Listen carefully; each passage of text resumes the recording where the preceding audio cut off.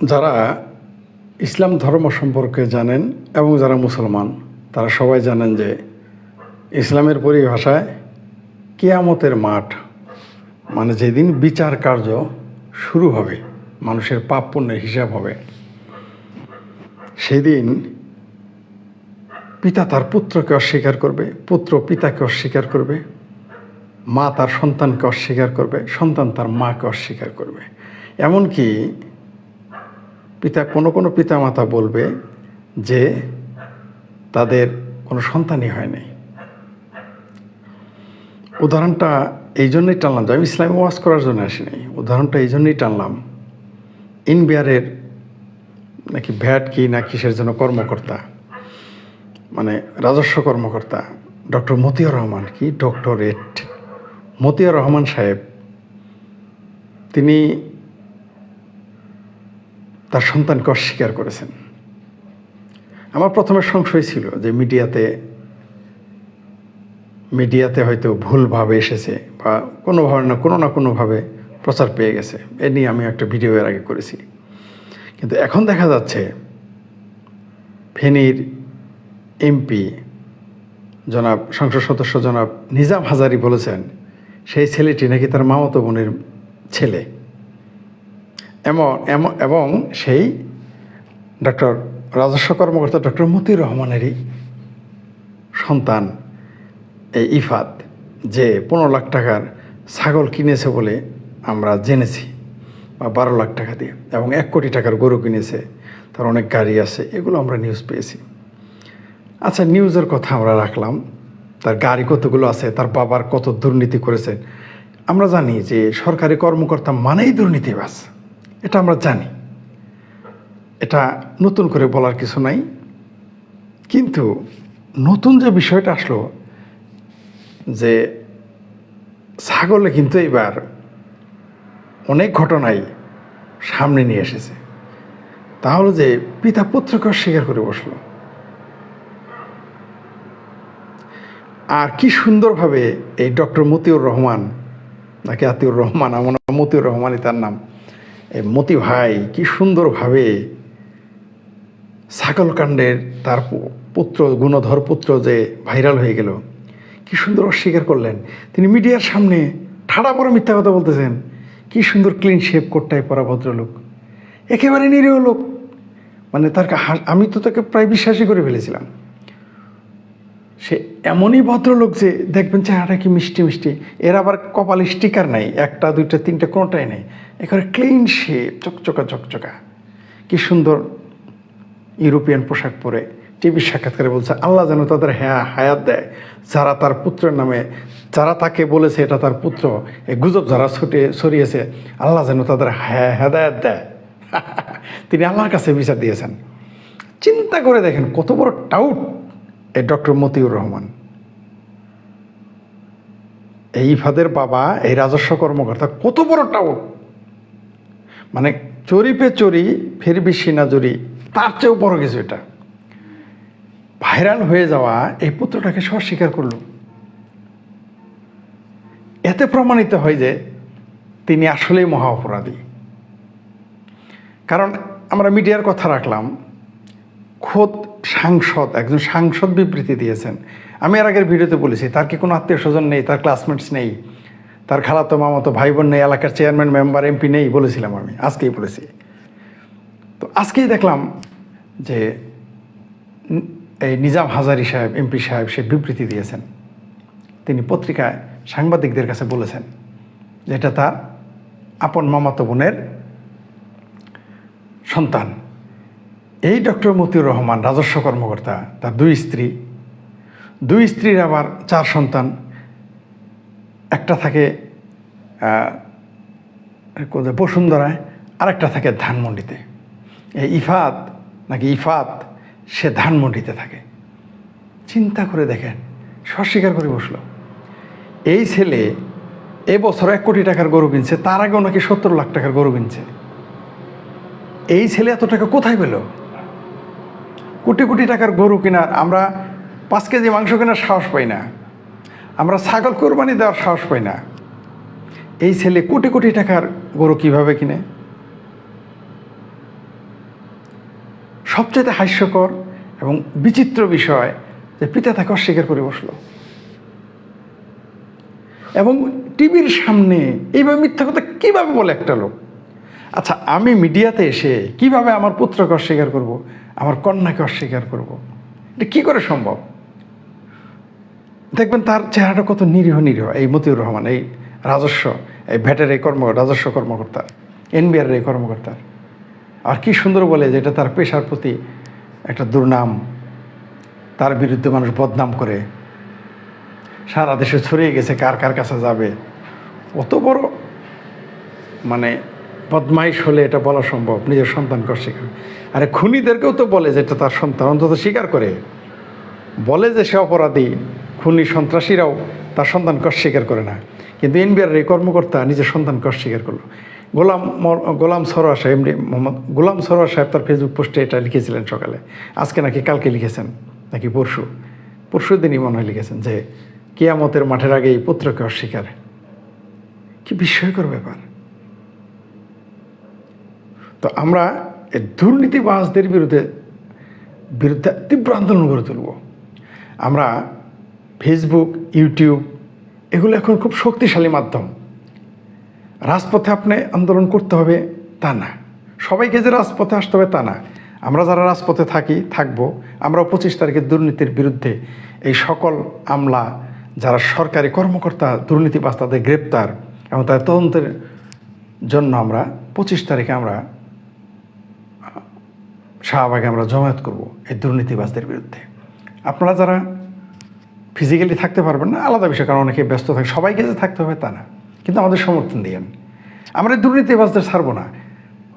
আবারও বললাম, সামাজিক যোগাযোগ মাধ্যম বড় একটি মাধ্যম। বলা শুরু করেন, অন্তত তারা ভয়ে থাকবে। মনে করেন আপনি চোর চিনেন না বা চোর খুব ক্ষমতা, লেখা রাখবেন এই, মনে করেন আপনার গ্রামে একটা চোর আছে, শুধু এইটা লেখেন একবার, দেখেন কি ঘটে। আপনি শুধু লিখে রাখেন গাছে গাছে, আপনি দেয়ালে লিখে রাখেন এই গ্রামে একটা চোর আছে, এই গ্রামে একটি ড্রাগ ব্যবসায়ী আছে, এই গ্রামে সন্ত্রাসী আছে, এগুলো লিখে রাখেন। আপনি আপনার মতো করে লিখে রাখেন, যাতে কেউ না দেখে ভয় পেলে। দেখবেন যে সাধারণ মানুষের কিছু যায় আসে না, কিন্তু যারা সন্ত্রাসী, ড্রাগ ব্যবসায়ী এবং দুর্নীতিবাজ, এবং লিখবেন যে আমার গ্রামে, আমার এলাকায় একজন সরকারি কর্মকর্তা দুর্নীতিবাজ আছে, এগুলো লিখবেন। দেখবেন এই লেখা আম পাবলিকের কিছু যায় আসে না, কিন্তু যে চোর, যে দুর্নীতিবাজ, যে ড্রাগ ব্যবসায়ী, তার জন্য প্রবলেম হয়ে দাঁড়াবে, তার ঘুম হারাম হয়ে যাবে। রাষ্ট্র তাকে জেল দিক না দিক, তদন্ত করুক বা না করুক, এই যে প্রতিবাদ, এটা জারি রাখেন, হোক সামাজিক যোগাযোগ মাধ্যমে। আপনার এলাকায় নিয়ে লেখেন, আপনার এলাকায় নাম লেখার দরকার নেই, বলবেন একজন সরকারি কর্মকর্তার এতগুলো বাড়ি আছে, একজন সরকারি কর্মকর্তার এতগুলো গাড়ি আছে, তার এতগুলো জমি আছে, এগুলো লিখে দেন, দেখবেন সব পালিয়ে যাবে। অলরেডি সুইস ব্যাংক থেকে কিন্তু বাঙালি যারা বাংলাদেশি ছিল, টাকা জমা রাখছিল, অলরেডি কিন্তু তুলে নেওয়া শুরু করছে। মানে বুঝতে পারছেন তো, সোশ্যাল মিডিয়ায় আমরা যারা লিখি, আমরা যারা বলি, এটাতে কাজ করে। তার প্রমাণ হচ্ছে যে সুইজারল্যান্ড থেকে অলরেডি সুইস ব্যাংক থেকে বাংলাদেশিরা টাকা সরিয়ে ফেলছে, সিংহভাগ টাকা সরিয়ে ফেলছে। এইভাবে দৌড়ের উপর রাখেন, সরকার আনুক বা না আনুক, দৌড়ের উপর রাখেন, যাতে তারা শান্তিতে না থাকতে পারে। বলা শুরু করেন, কাজ হবেই। যতক্ষণ আপনি নীরব থাকবেন, ততক্ষণ তারা সুযোগে সদ্ব্যবহার করবে। এই যে দেখেন একটা ছাগলকাণ্ডে কী ঘটে গেল, দেখবেন এটা কত দূর যায়। মনে করেন সরকার কোনো তদন্ত করলো না সেই মতিউর রহমানের বিরুদ্ধে, নো প্রবলেম, আমরা আমাদের কাজ করে যাব। আমরা যারা দল মত নির্বিশেষে, আমি সরকারি দলের লোকদের অনুরোধ করব, আপনারা দয়া করে কোনো দুর্নীতিবাজকে সহযোগিতা করবেন না। আপনি মনে করেন না যে আপনি ভাগা পেলে ওটা আপনার লাভ হলো, আপনি 1000 লোকের ক্ষতি করার কারণে আপনার লাভ হলো। অর্থাৎ আপনি 1000 লোকের সম্পদ, জমি, অর্থ নষ্ট করে আপনার নেতাকে দিয়েছেন। আপনার নেতা হয়তো 2 জনের যেটা ক্ষতি করেছেন সেই পরিমাণটা আপনি পেলেন, আর 98 জনের ক্ষতি যারা হলো, ক্ষতি হয়ে যে লাভবান হলো, সেটা আপনার নেতা। লাভ নেই এগুলো করে। বলা শুরু করেন, কাজে দিবে। অন্তত যদি না বলতে পারেন, পরিস্থিতির কারণে আমরা জানি, কিন্তু আমরা যারা বলি তাদেরকে সাপোর্ট করেন বিভিন্নভাবে, দেখবেন। অথবা আপনারা নীরব সমর্থন করেন, বলছে ঠিক আছে, আমাদের বিরোধিতা করেন না, আমরা প্রতিবাদ জারি রাখি। প্রতিবাদী বেশি লোক লাগে না, 64 জেলায় 64 জন লোক যদি বলা শুরু করে, আমাদের 64 জেলায় 64 জন লোক একসাথে এক বিষয় নিয়ে প্রতিদিন যখন কথা বলা শুরু করবে না, এই দুর্নীতিবাজরা পালিয়ে যাবে। আর যদি আমাদের মনে করেন যে 600-র মতো প্রায় আমি একজাক্ট ফিগারটা মনে নেই, প্রায় 600-র মতো উপজেলা আছে, আমরা একজন করে লোক কথা বলবো প্রতিদিন একই বিষয়ে, দলমত নির্বিশেষে, দেখবেন। তবে হ্যাঁ, ভুয়া গুজব এগুলো না, যা রিয়েল সেগুলো বলবেন। হয়তো কারো ব্যক্তিগত শত্রুতার কারণে কারো বিরুদ্ধে লাগার দরকার নেই। আমাদের দরকার দেশ থেকে দুর্নীতি মুক্ত করতে হবে, এই দেশটাকে দুর্নীতি মুক্ত করতে হবে, দুর্নীতিবাজদের বিতাড়িত করতে হবে। বাবা, তোরা জানিস নিয়ে একবার চলে যা, আমাদের দেশ আমরা তৈরি করব। আসুন আমরা প্রতিবাদ করি এভাবেই। এই মতিউর রহমানকে দিয়ে শুরু হোক। এ কত বড় বদমাইশ, কি সুন্দরভাবে সে কত বড় অপরাধ করছে আপনি চিন্তা করে দেন। সে টিভির সামনে এসে বলে এটা তার ছেলে না, কত বড় বদমাইশ। আমরা আজকে থেকে সবাই আসবে না জানি, দয়া করে আপনারা অন্তত 64 জেলায় 64 জন তৈরি হন। সেলফ, নিজেকেই তৈরি হইতে হবে। কেউ আপনাকে বলবে না যে এটা করো।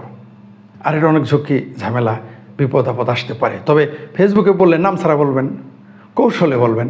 যেমন এই যে আমি এই ভদ্রলোক, আসলে ভদ্রলোক না, এই লুটেরা, এই দুর্নীতিবাজ মতিউর রহমান বলছে যে সে সাইবার একটা মামলা করবে।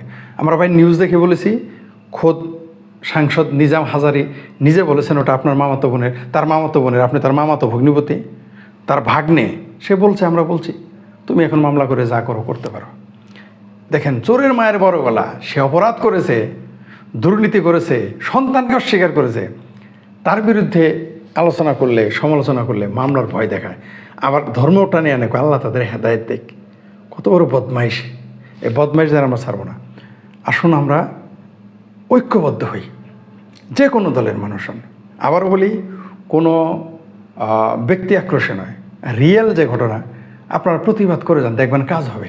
অন্তত ঘৃণা এই সমস্ত দুর্নীতিবাজ, যারা অবৈধ ইনকাম করে, যারা মানুষের ক্ষতি করে, সরকারি কর্মকর্তা, আমলা, এরা যারা, এই যে আজকে আমাদের মবিন খান পররাষ্ট্রমন্ত্রী বলেছেন, ভুলে গেলাম নাম, সম্ভবত পররাষ্ট্রমন্ত্রী তিনি বলেছেন যে, পররাষ্ট্রমন্ত্রী বলেছেন যে এই আমলাদের বিরুদ্ধে এদের সম্পদের হিসাব নেই। শুধু আমলা না, সরকারি কর্মকর্তাদের টাইট দিলেই সব ঠান্ডা।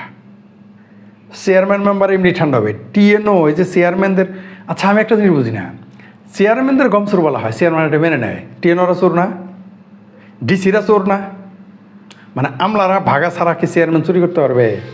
এই যে যত, বারবার আমি বলি, যত প্রজেক্ট আসে, যত সহযোগিতা আসে, যত টিআর আসে, বা যে কোনো সরকারি জিনিস আসুক, আপনার ওই টিএনও, ডিসি না খাওয়ার আগে চেয়ারম্যান মেম্বার খেতে পারে, সম্ভব। এমপি মনে করলাম আগে খায়, কিন্তু এমপিকেও কিন্তু টাকা দিয়ে আসতে হয় সচিবালয়ে। আমরা জানি এগুলো সত্য, আমরা জানি। এগুলোকে আমাদের প্রতিবাদ, এই সবের বিরুদ্ধে আমাদের প্রতিবাদ জারি করে রাখতে হবে। আপনারা যারা ঝুঁকি নিতে চান না, নিয়েন না, আমাদের সহযোগিতা করেন। আমরা ঝুঁকি নিচ্ছি, আপনাদের পক্ষ হয়ে আমরা ছুরির নিচে মাথা দিলাম, আমরা আপনাদের পক্ষ থেকে প্রতিবাদ করব, বিড়ালের গলায় ঘন্টি আমরা বাঁধবো।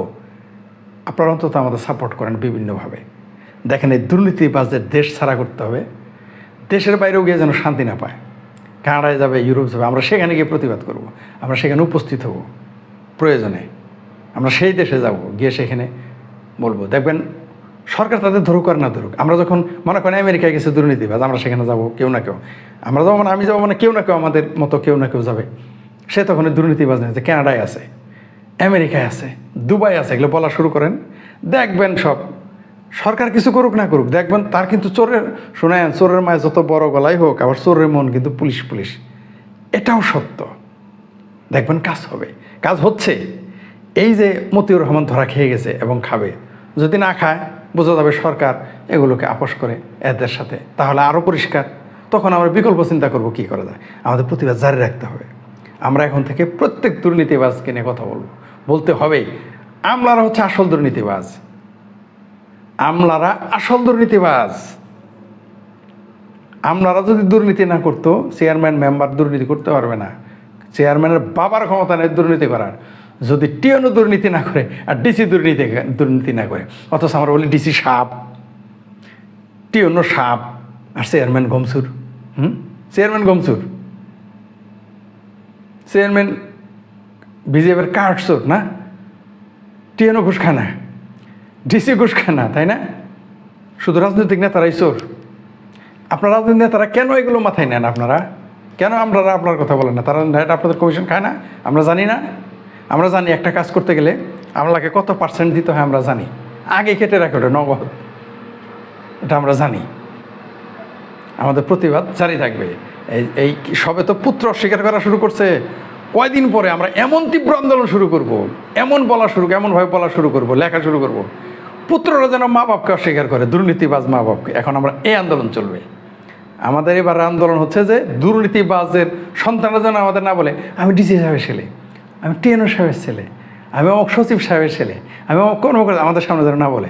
কারণ ওরা ধরেই নেবে যে আমরা জেনে গেছি যে কর্মকর্তা মানেই দুর্নীতিবাজ।